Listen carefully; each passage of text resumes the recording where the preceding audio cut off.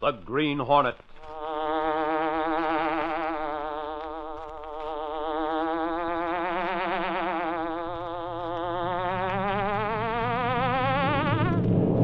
He hunts the biggest of all game, public enemies who try to destroy our America.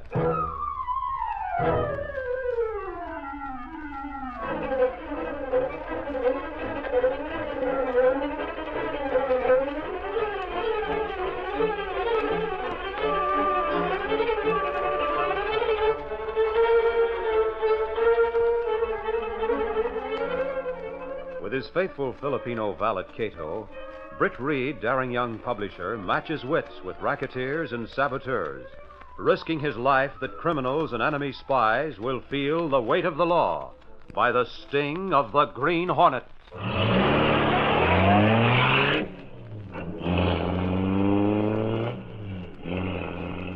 Ride with Britt Reed in the thrilling story, Halloween Adventure.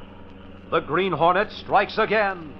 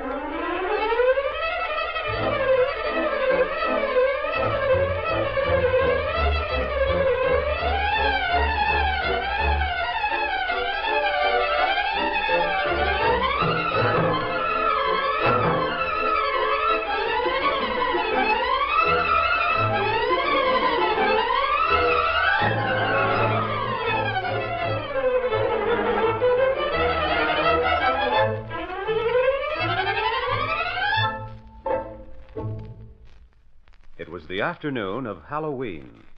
During the early part of the day, there had been much confusion at the Effingham mansion, as workmen had put up appropriate decorations for the annual Effingham Costume Ball. The workmen having left, Mrs. Effingham stood viewing the ballroom with her husband and son. Oh, really, Buxton? I don't know what we're coming to. Those decorators just didn't seem to be able to carry out any of my ideas. Well, it looks all right to me, Edna. How about it, Lynn? Looks okay to me, too. Oh, I might have known neither one of you would sympathize with me. I'm a complete nervous wreck trying to make this ball a success while you two stand around placidly saying everything's all right. Well, after all, Edna, this costume ball is really your show. As far as I'm concerned, we ought to give up such things until after the war. There you go again, bringing up that. You have no idea what I've had to go through because of that silly war. Oh, hold on, Mother. That's no way for you to talk. This war is a serious affair for the whole world. But as far as you're concerned, it was started just to be an inconvenience to you. Oh. I'd be in it right now if they hadn't turned me down. Oh, Buxton, are you going to stand there and let Lynn say such things to me, his own mother? I've had to get out the invitations, call a caterer, get decorators. Now, and Mother, everything Mother, else. Mother, quiet down. You won't look your best for the ball tonight if you upset yourself. Yeah, that's right, Edna. Well, if you're sorry, Lynn, for talking to me like that. Okay. I'm sorry, Mother. Let's forget it. Now, I hope I haven't forgotten anything. There was something I wanted. Oh, yes. Did both of you order costumes for the ball? Costumes? Why, I forgot all about Oh, it. I knew it. Now, how can I demand that all my guests come in costume when my own husband and son refuse to do so? Buxton, I reminded you the other day. No, wait, Mother. It isn't too late for us to get costumes. We'll jump in the car and see what we can find. Well, sure. There's several hours yet before the ball starts, Edna. Oh, dear. Now all the best ones will be gone. And I did so want you to wear a colonial costume, Buxton, with the satin breeches and wig to match the one I'm going to wear. Oh, I told you the other day. I'm not built for an outfit like that, Edna. Oh, there you go, trying to spoil my party again. It wouldn't hurt you just once to try to cooperate. Cheer up, Mother. If we can find one of those costumes, I'll persuade Dad to rent it. But as for me, I've decided to disguise myself as the Green Hornet. The Green Hornet? Uh-huh. Oh, really, Lynn, I don't know what you're talking... Oh, yes, I do remember hearing about some underworld character by that name. Oh, how quaint, Lynn, for you to think of that. Lynn Effingham, heir to millions, posing as the green bug. Hornet, Mother, not bug. Oh, really, Lynn? Why quibble over the term? Either way, it's a bug, now isn't it? Oh, you two run along. And remember, I expect you to hunt until you find costumes. Oh, I think your hornet bug costume will be very interesting, Lynn. Well, now that's settled, I must see how things are coming along in the kitchen. Oh, Mother gets more scatterbrained every day, Dad. Green bug. If your mother ever came face to face with a notorious Green Hornet, she wouldn't forget the name, I'll bet. Oh, come on, son. We've sure let ourselves in for it. And I'll wager we'll have a tough time finding a costumer who has anything left this late in the game.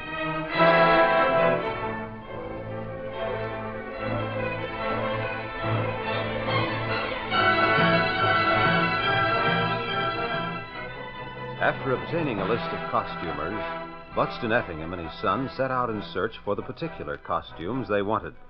They visited several places without success, and some time later were discussing the situation as they drove along in their car. Well, Dad, we haven't had much luck.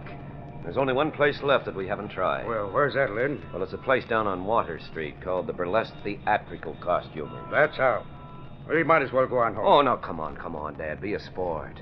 We can't let Mother down now. And there's a chance that a place down there won't do as much business as the ones uptown. That place is in a very questionable neighborhood, Lynn. No telling what we'd run into. What are you afraid of, Dad? Well, I'm not afraid of anything exactly. It's just that I Oh, don't like... come. Don't be a stuffed shirt. We haven't been out alone in the car like this for a long time. I'm enjoying it. Now, come on, what do you say? All right, son.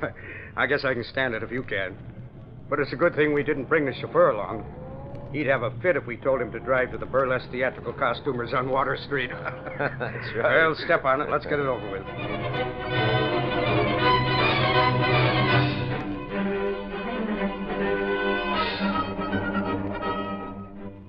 In the back office at the Burlesque Theatrical Costumers, two men stood looking down at the thin, shrewd-faced proprietor as he examined a few pieces of jewelry through a magnifying lens. Well, what do you give us for the stuff, Pop? To tell the truth, Lou, this stuff ain't worth much to me. Quit stalling, Pop. Lou asked you how much, didn't he? 150. Take it or leave it. Only 150? Hey, are you kidding? Can I help it if you dopes play a small-time racket? Why don't you get wise to yourself? Now, look, you. Don't hand us any of that stuff. Why, I could bust you in two with one hand if I Cut wanted. it, Joey, cut it. Pop says 150. That's what we take, see? Okay, if you want to play soft with him, Lou. You don't have to bring your stuff here if you don't want to. It's hot stuff, see? I'd take a chance getting rid of it to someone else. Sure, Pop, we know. Don't mind Joe. We didn't mean nothing, did you, Joey? I didn't mean nothing, Pop. You want to go easy with the wisecracks if we're going to do business with you, see? Is it a wisecrack when I tell you you're doing small-time jobs? No, it's the truth. Why don't you two guys pull a big job? And you can take it easy for a while. Bring me some big stuff, and I'll talk big money. Yeah. All we need is for you or somebody to line up a big job. It ain't so easy, Pop. Maybe next time we'll have something better for you, Pop. You'll have to think up a plan. Somebody's coming. I say, anybody here? Be there in a minute. You better go wait on him, Pop. We'll wait here for you. All right, I'll close the office door as I go out. Leave it open. Maybe we'll learn something, huh, Joe? Yeah. We want to hear how you gyp your customers, Pop. I'll be right back.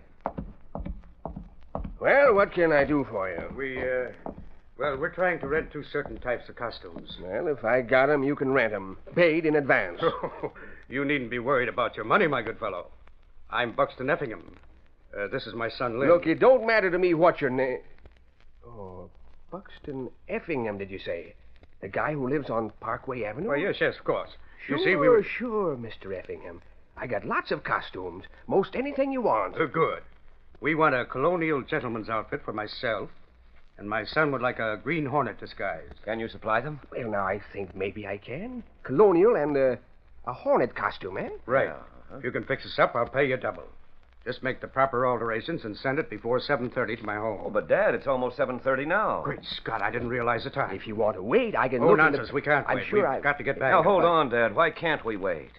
I'll phone Mother and tell her we'll put the costumes on here and wear them home. Wear the costumes home? Oh, but Well, there's Lynn, no we reason why we can't. Oh, come on, Dad. It'll be fun. We spent a crazy afternoon anyway, and I've enjoyed it.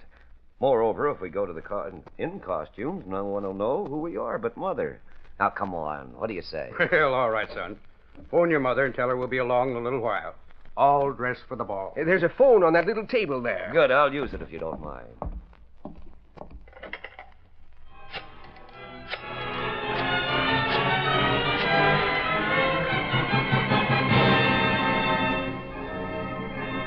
For a short time, while the Effinghams were being fitted for the costumes, Lou and Joe sat in silence in the back office.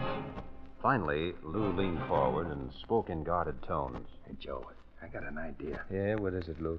All the class in town is going to that fancy dress ball at Effingham's tonight. The Deans will have on plenty of real stuff, see? So what? Hey, look. Them two gents are dressing rooms out there right now, getting into them costumes, ain't they? Yeah, sure. The young guy phoned his old lady. They'd be coming home with the costumes on, didn't they? Well, stop asking questions and get to the point, will you? Okay, look. If we was to get into them costumes, take their car and drive there instead of them, we sure could make a big haul. You get it? Oh, you mean... Sure. Are you game, Joe? Lou, I gotta hand it to you for ideas. With them costumes and wearing masks, we could get in and nobody'd know we wasn't them. Sure. And then when we pull the job on them, they'd all swear it must have been the real Hornet and a pal, see? Hey, come on out, Dad, and see what I look like as the Green Hornet. Well, Lynn. You look just like the real thing. That is what I've heard about the Hornet. Oh, boy. You sure look like something out of a history book, Dad. Now we gotta move fast. They'll be leaving. Come on, Joe. Now, if you'll tell me what we owe you for renting these costumes, I'll pay you doubles, I promise. You've done a very... Who are these two men? Hey, what? They have guns. Sure, and we ain't afraid to use them, mister. Say, now wait a minute. You two Says can... you. Keep your mouth shut, Pop. Hey, better or else. See here, this is an outrage. I'll have the law on Shut both up of you. before you bust a button on them fancy pants. Hey, he looks like a crowing rooster in that Oh, getup. but your lip. We got work to do. All right, you guys, get out of them costumes and quick. I guess we'd better do as they say, Lynn. After all they want is a costume. Now, wait a minute, Dad. Why do you want these costumes? We just want to play Halloween. Now, get them off, I said. Lynn, they wouldn't dare shoot. There's some bills on the table. Enough to pay for the outfits. Come along, Lynn. Oh, no, you don't. Satin pants. Why, you dirty outfit. I'll show you. You might look like the Hornet, but you ain't got what it takes to be like him. You... And guess why you want these outfits, but I don't intend to let you get away with it. Ah, you're wasting your time wrestling with that dope, Lou. Whack him like this. Yeah. That did it, Joe. Yeah, you said it. Lou, Joe, why did you do this? Don't you know who they are? They're the Effinghams. You shouldn't have done it, I tell you. Ah, dry up. Sure, you was the one who told us to pull off a big job, wasn't you? Well, this is it. What do you mean, this is it? We're putting on them costumes. We're about their size, Joe and me, see? And we're going to the Effingham joint to make a big haul. Now, wait, Lou. If you do that and leave them here like this, what about me? When they get loose, they'll have the cops right up here. You just keep them here till we get back. We'll have enough to put all three of us on Easy Street, see? We'll blow the town with the biggest haul ever. That's right, Pop. Think of what we'll bring back. Well, it's a big risk for me. Now, don't be a sap. We're the ones who's taking the big risk. Now, come on, Joe. We gotta get these swells out of these costumes. Then after we put them on and tie these guys up, we'll blow over to the Effingham dump. Yeah, before the night's over, we ought to make the headlines for the Green Hornet.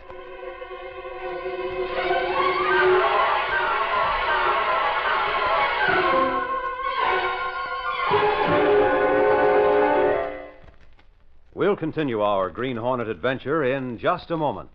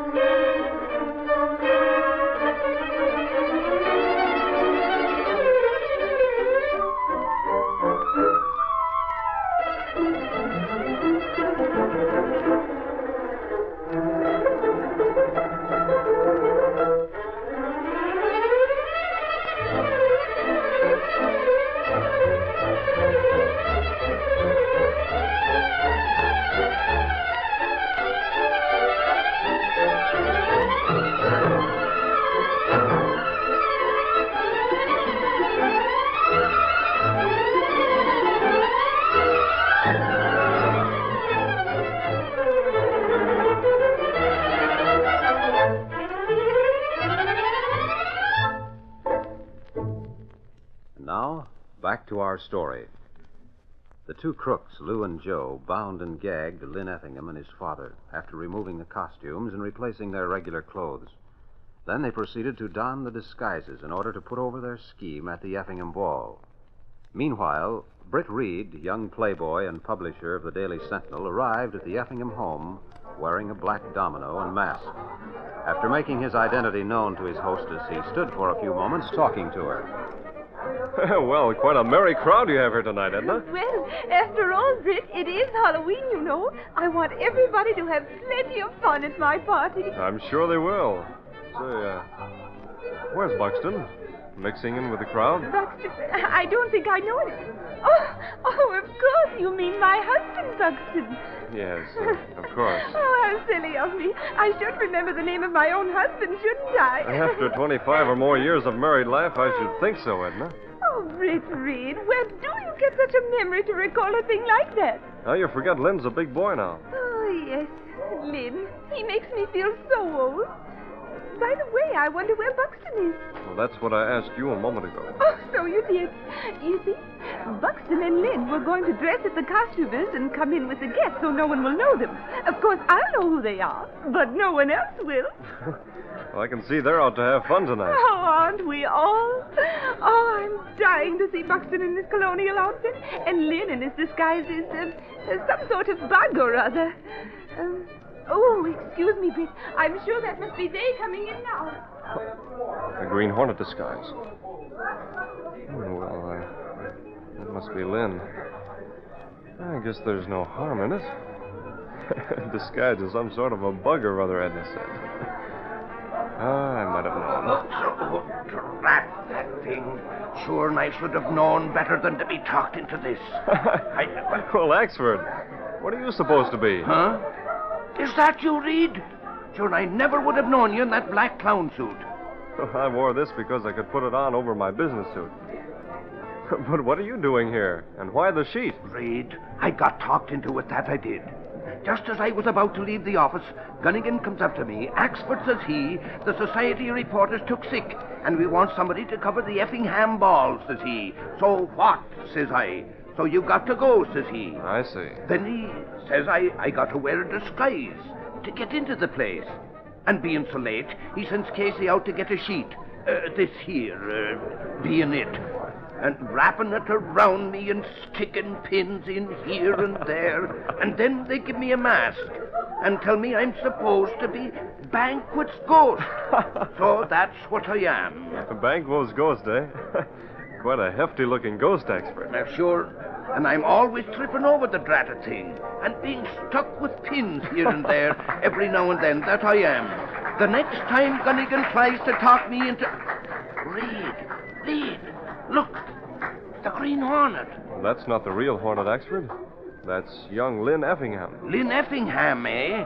Well, if the real Green Hornet saw him dressed like that, his life wouldn't be worth 2 cents, to my way of thinking. Oh, I don't know, Mike. Maybe the Hornet has a sense of humor you don't know about. Sense of humor, you say? You don't know that Hornet like I do, Reed. That you don't. Oh, those pins. I hope you have your suit on under that sheet, Mike. You hope right.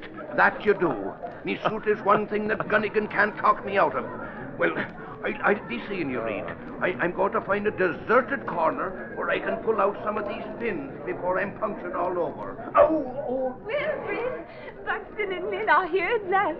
Did you see them come in? Yes, I recognized them from your description of their costumes. When I scolded them for being late, they were so penitent they didn't say a word. So I told them to mix with the crowd and have a good time. Oh, the way they scuttled off. I can tell you this is one night they're really going to enjoy themselves.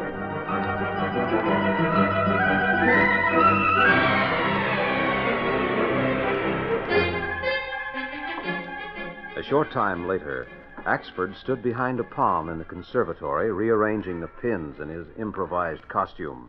Suddenly, his attention was drawn to a subdued conversation between two men who were beyond his vision.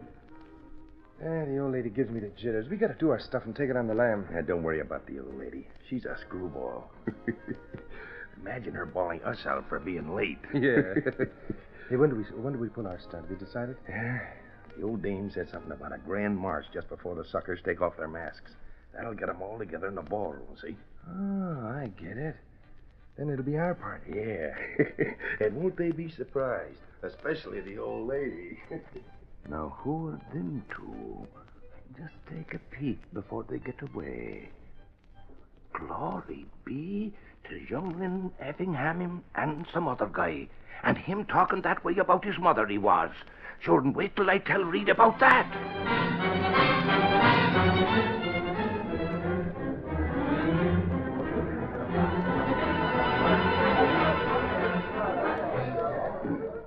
And them's the very words he was saying to the guy in the short breeches, Reed. Are you sure those were the two you heard talking, Mike? Sure, I'm sure.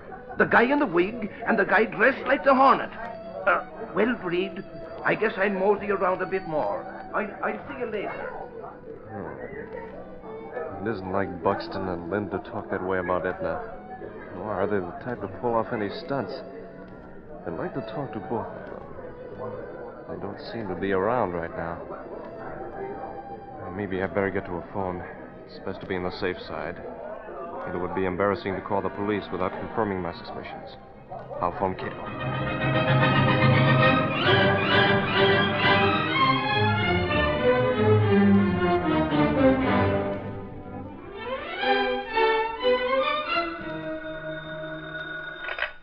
Mr. Reed's apartment? Cato? Yes, Mr. Reed. Why you call? I called on the private line because I want you to bring the Black Beauty and Mask to the alley behind the Effingham house as soon as possible. Wait there for me. Yes, Mr. Reed. I come quick, right away. Good. Something tells me there's a job to do right before the night's over. Black Beauty ready. Also gas gun and mask. I be there in jiffy. Wait for Green Hornet. Good. Step on it, Cato. Yes, Mr. Reed.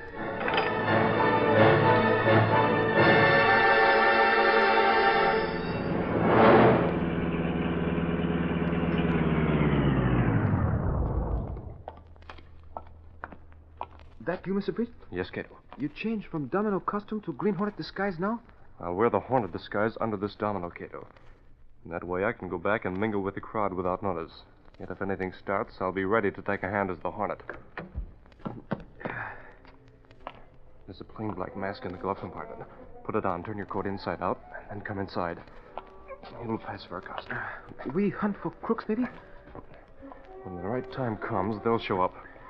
I want you to locate the light switches in the ballroom. Stand near them in case anything starts. Then you'll know what to do. Yes, Mr. Britt. Okay. We'll go inside now. It's almost time for the Grand March. And if there's any trouble, that's where it will start.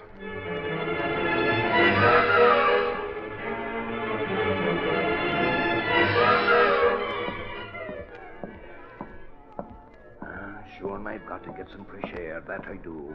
I'll just sneak out the back way and walk in the alley a bit.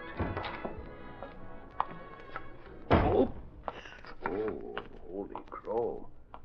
Look at that. A car standing right here for me to ram right into almost. That's a funny place to leave. Great St. Patrick. Give me strength to get away from here. 'Tis the car of the devil himself, the Green Hornet. I'll phone Sergeant Burke to send some cops. That I will. And 'tis Michael Axford to get the reward if they capture the Hornet.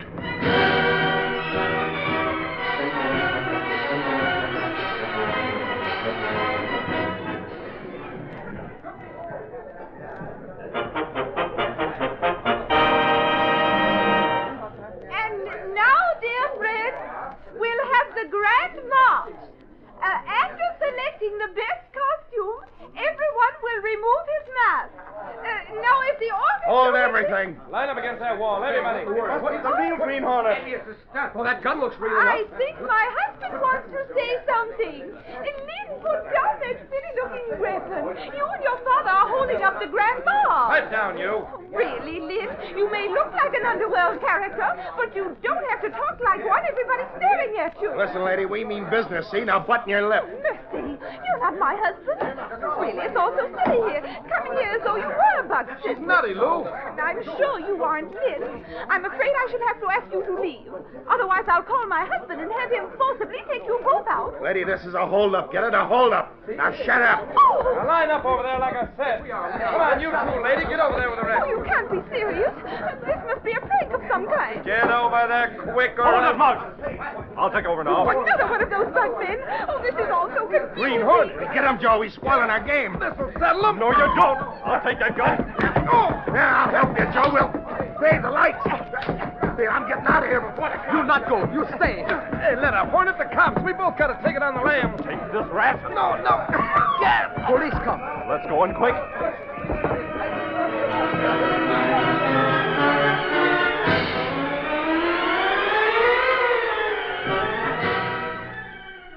A short time later, Britt Reed, wearing his domino costume but without a mask, sauntered into the ballroom where a small group still stood talking, though the majority of the guests had departed.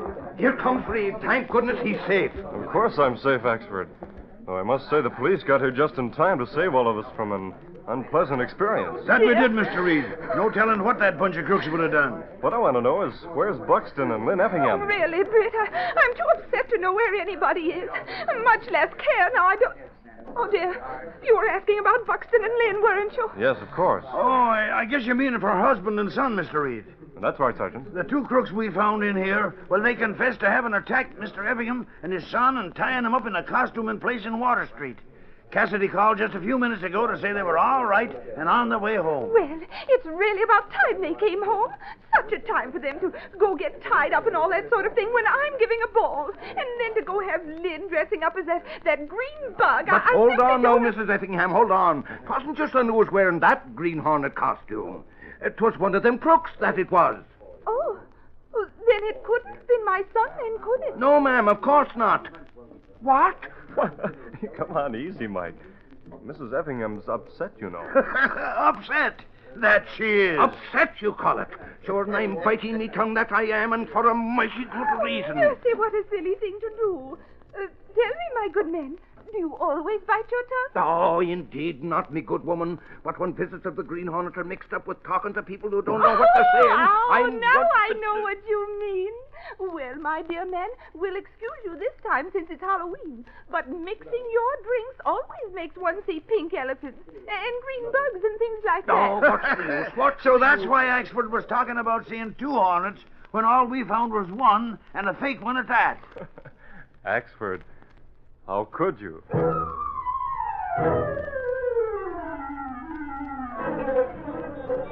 Catch the lag string! Hey, Bob! Attempted hold up and acting a ball! Police capture crook! Green Hornet implicated! Read all about it! Green Hornet still at large! Stop the lag string! Hey, Bob!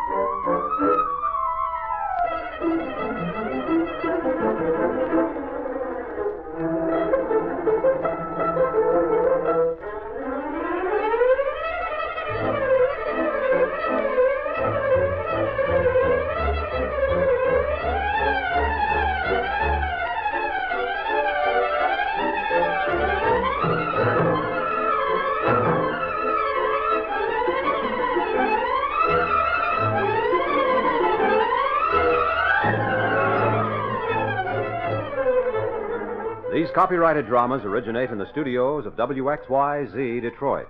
All characters, names, places, and incidents are fictitious. Bob Height speaking. This is the Blue Network.